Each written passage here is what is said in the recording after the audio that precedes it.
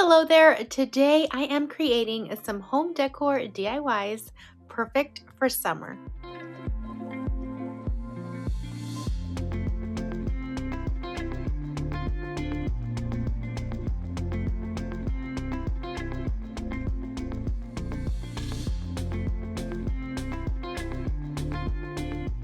My name is Yami. I am your Latina next door. Welcome back to Mi Casa, where I share high-end home decor and DIYs on a budget, as well as extreme before and after room transformations.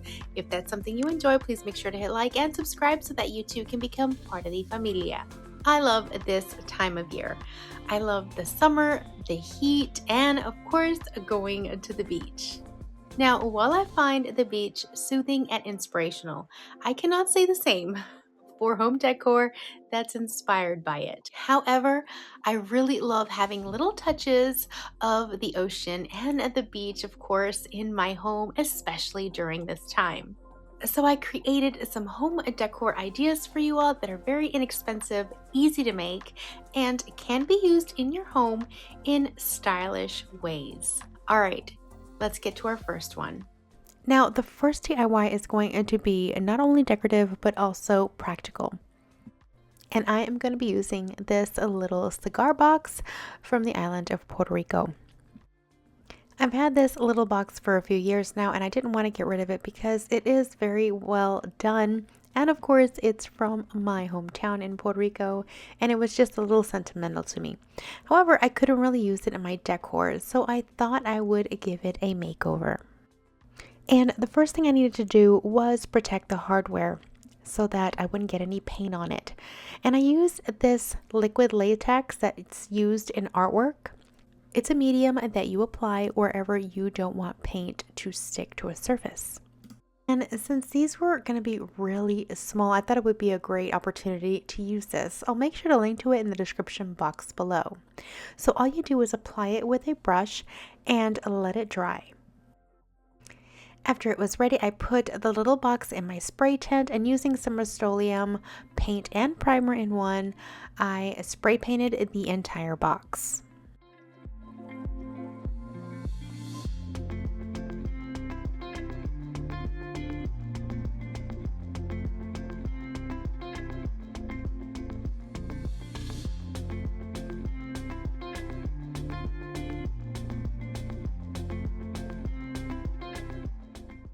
I have this bag of mother of pearl crushed shells, and I've had it for several years. I bought it on clearance for a couple of dollars, and I even used it last year on another coastal DIY video, and I created a beautiful candle votive. And since that technique worked out so well, I wanted to try some other applications. Now, Michael's does sell these crushed shells. I recently saw them in their floral department, so you can definitely get some there. So I took some spackle and I began to spread it all over the top lid of the box with a spatula. And I like to use a spackle that is pink and then turns white when it dries, because it just gives me a better gauge of when it's actually dry.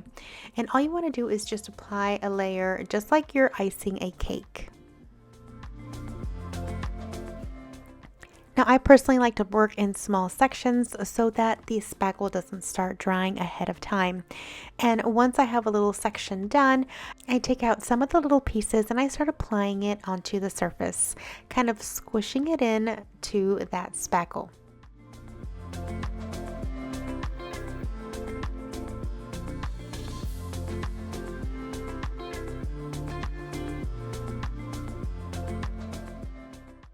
This would also work with small pieces of seashells as well. Now, I wouldn't do this with complete seashells because that's kind of where you get a little cheesy in my opinion, because having a whole bunch of large seashells on the top of a box doesn't really look that high end. So if you do have crushed seashells, definitely you can use those, and you can also use sea glass as well.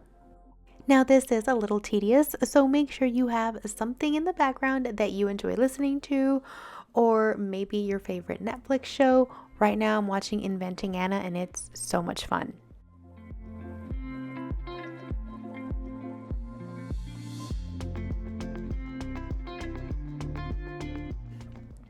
After the top of the box has been done, and then I move to all four sides. I let it completely dry overnight before the next step. Now you add a second layer of spackle, and you want to make sure you get it in all the nooks and crannies. At this point, the little pieces of a mother of pearl are sitting on top of the spackle, and you want it to be kind of filled in like tile. So that's what you're doing. You're just going to be smoothing that spackle through every single space that remains. Now, after you apply this layer of spackle, you do not want to let it dry completely. As a matter of fact, you only want to let it sit for a couple of hours until it starts turning white, in this case since I'm using the pink one. But you still want it a little soft because that's going to allow you to remove the layer from the top of the shells. Now, I didn't apply a thick layer on top of them because I knew I would be removing it, but it does help when it's still a little bit tacky, and it will just come off so much easier. And I'm just using a wet rag to just rub the surface and remove any excess spackle from the tops of those little mother of pearl shell pieces. Once that's done, I remove the tape as well as the liquid latex from the little latch pieces on the box. And here is the close-up of how that liquid latex looks. I just used one of my little picks from my Cricut, and it just comes right off. And it really does help with these really small areas that would be otherwise harder to cover with tape in this case.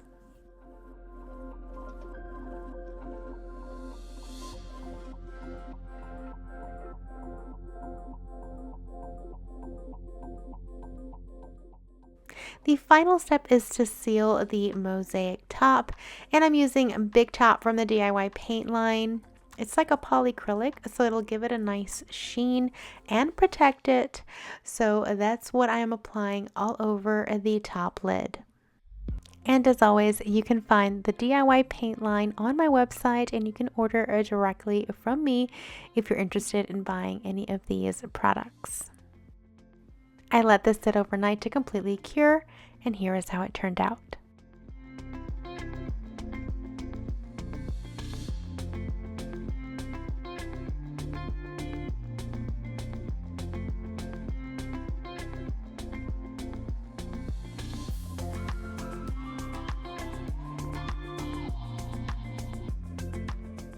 For the next one, I'm going to be creating a round coastal inspired mirror. I'm going to be using this mirror round I got from IKEA, but you can find these at your local Dollar Tree. I will also be using some foam board, also from Dollar Tree.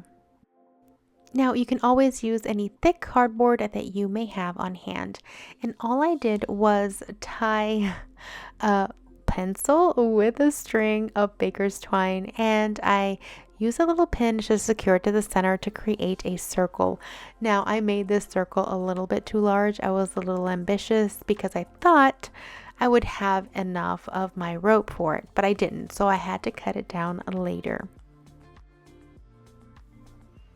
Once I had my circle drawn out, I just took a box cutter and I cut the entire perimeter.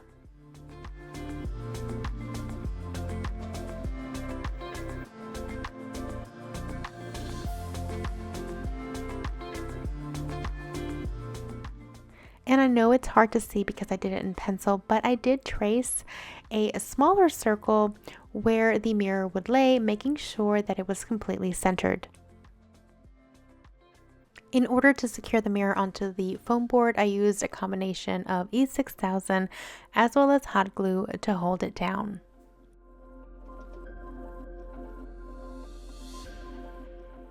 Once my mirror was secured, it was time to apply the rope, and I found this rope in the floral section of Hobby Lobby. It's originally $7.99, but of course I bought it when it was half off, so it was only $4. I began to glue it down to the foam board really close to the edge of the mirror because I did not want the edge of the mirror to show through. I went around with the hot glue gun, and when I reached the other end, I cut it off instead of continuing to go around. I wanted to make sure that each row was nice and secure as well as even. I didn't want any changes in the direction of my rope.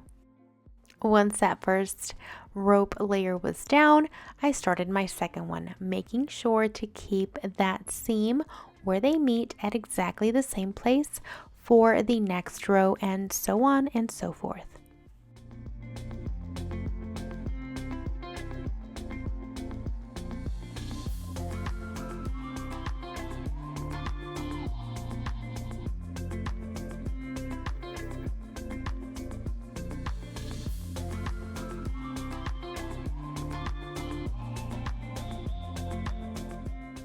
Now, I was able to get 5 rows with just the one spool that I had purchased. So before I added my final one, I cut down that foam board, and I wanted to cut it kind of close to that last rope that was already there because I didn't want it to come out from underneath the final rope.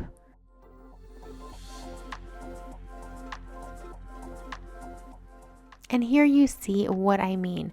As I'm gluing that final layer of rope, when it goes over that foam piece, it will actually overlap the outside edge of it so that you cannot see it.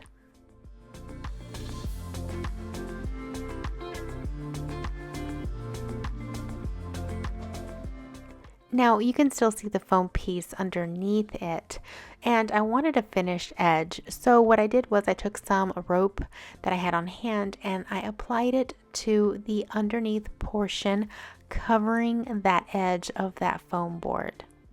And since it was nautical, adding the rope honestly didn't do anything to the aesthetic. I think it only adds. However, you only see the rope from the side, not from the front. And finally, the last little detail is covering up that front seam on the face of the mirror. And I had this little piece of leather on hand. I've used a few pieces of leather in some of my work, and I had some left over. And so what I did was I applied it to the top right at the edge of the mirror, making sure that that end was nice and fastened and secured. And then I wrapped it over the top edge.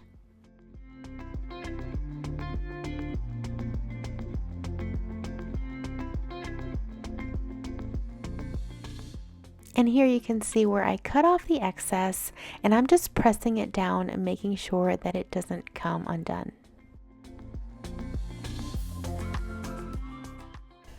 And then I took a little flame and began to burn off all of the little excess pieces of the rope. That way it would just clean it up nicely. I added a little bit of jute string with some hot glue to the back of it in order to hang it up, and here is how it turned out.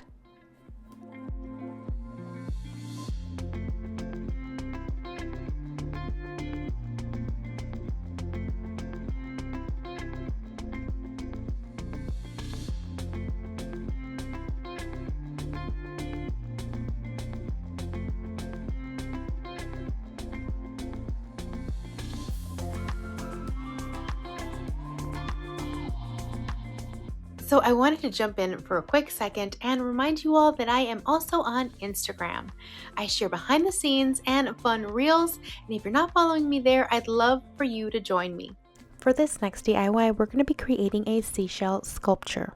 We bought this seashell at our last family beach vacation, and I thought it was really pretty, and it was only $1.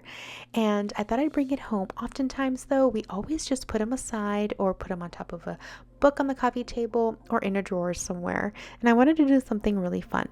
So I literally had this chopstick in my house as well as this wooden block from Dollar Tree.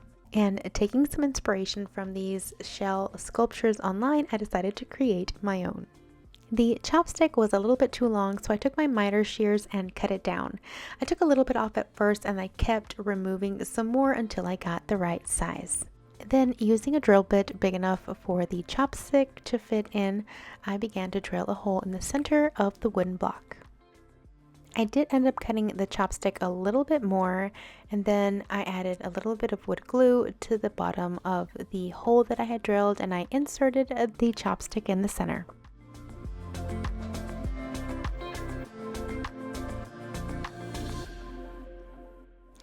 After the glue had dried, I decided to leave the color of the wood natural. I didn't want to stain it to darken it up or anything. I really liked how light it was. So all I did was I took some of DIY Paint's clear wax and rubbed it all over the cube as well as the chopstick. Then after the wax dried a little bit, I took some air dry clay, and then after getting a little piece out and making it malleable again, I decided to insert it at the bottom of the shell so that I can use that to hold the chopstick in place once I inserted it through the bottom of the shell.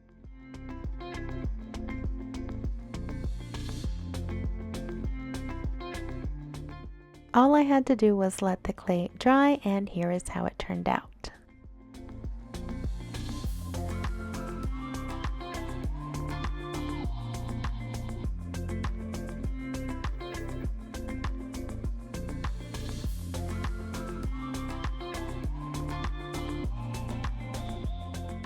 For the next one, we're going to be creating some pretty yet practical bookends.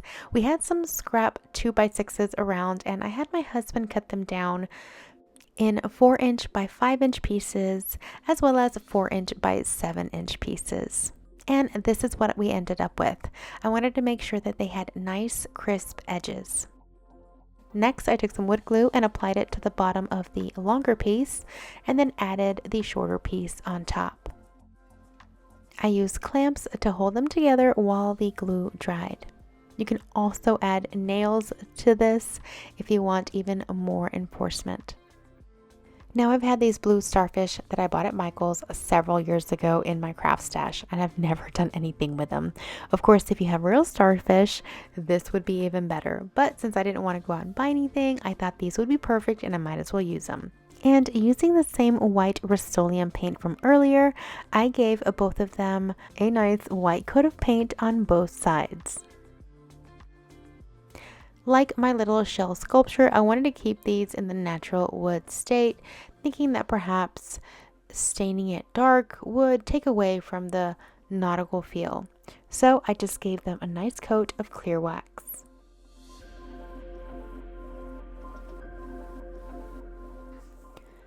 Then once both the starfish and the bookends were dry, I took some E6000 in order to adhere the starfish onto the bookends. I did use a couple of containers of paint to put behind the starfish to hold it in place, that way it wouldn't fall back while the glue was drying. And of course, once this was dry, this is how they turned out. Oh, and in case you were wondering, I did add felt underneath to protect my surfaces.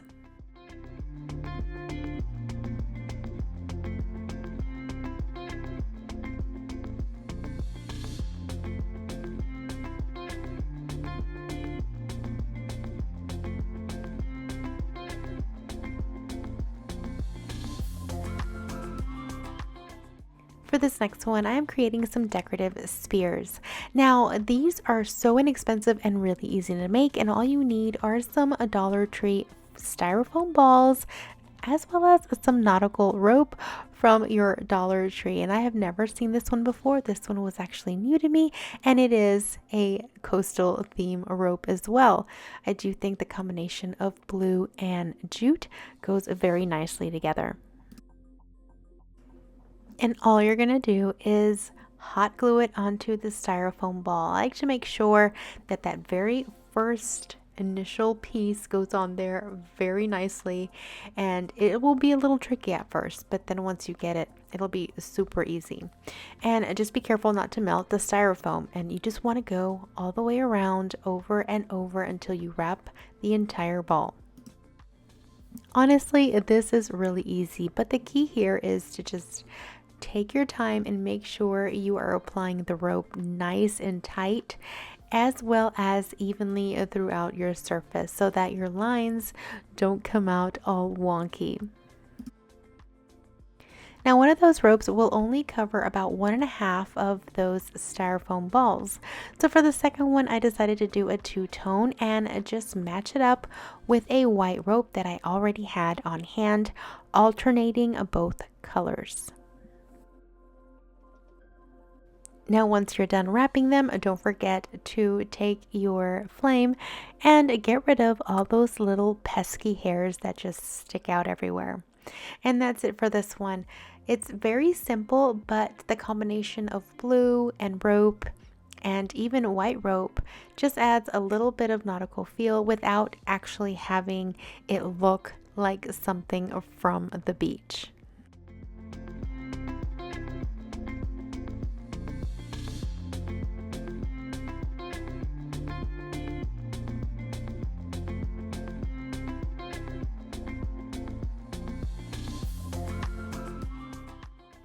For my final DIY, we're going to be creating some gorgeous napkin rings, and we're going to be using these Dollar Tree napkin rings that are from their nautical edition.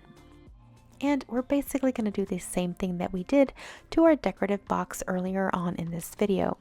We're going to be slathering the spackle all over the surround of the napkin rings. And as we go, we're going to be adding the little mother of pearl pieces all over the surface.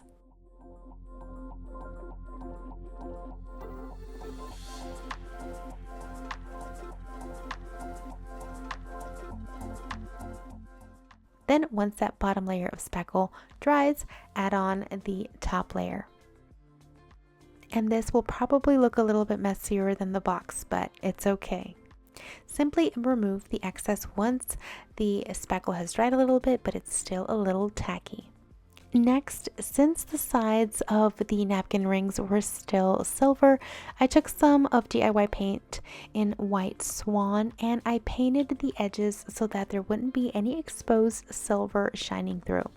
This is obviously optional. If you like the silver lining on the side, go ahead and leave it. Finally, I sealed this with Big Top as well, and I let it cure overnight. And this is how they turned out.